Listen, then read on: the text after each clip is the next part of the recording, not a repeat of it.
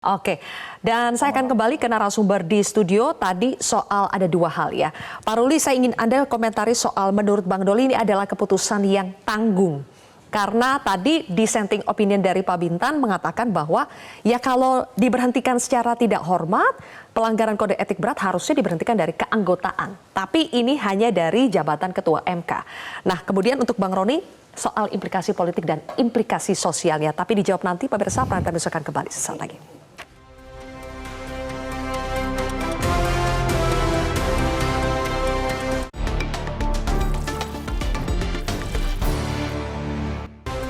Oke, saya kembali ke pakar hukum tata negara. Pak Ruli, tadi kata Bang Doli keputusan ini sebetulnya tanggung, hanya diberhentikan dari Ketua MK, bukan dari keanggotaan Mahkamah Konstitusi. Apakah ini benar untuk memberikan kepastian untuk menghindari majelis banding? Ya, begini ya, saya menilai justru lain. Pandangan saya sejak awal dugaan pelanggaran etik terhadap Ketua MK itu sangat sulit dibuktikan dengan adanya konflik kepentingan ya. Karena uji undang-undang di MK itu adalah pengujian norma abstrak.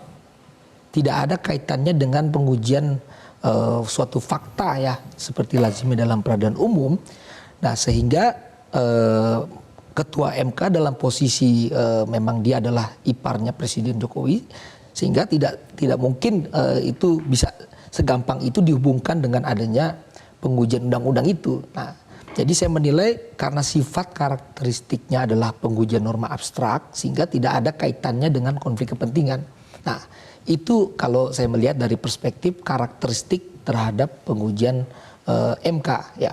Nah, kemudian yang kedua, independensi itu ada ya. Independensi itu ada, masing-masing hakim MK siapa yang berbeda pendapat dan yang menerima itu kemudian lahirnya putusan 90 itu adalah dalam rangka menerapkan konstitusi mengenai kekuasaan kehakiman. Nah, terlepas dari itu ya kita menghormati independensi Majelis Kehormatan MK.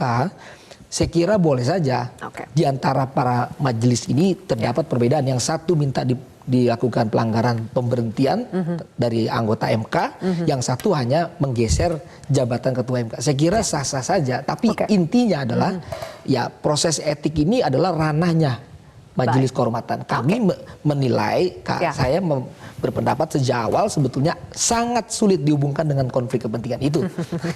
Jelajahi cara baru mendapatkan informasi. Download Metro TV Extend sekarang.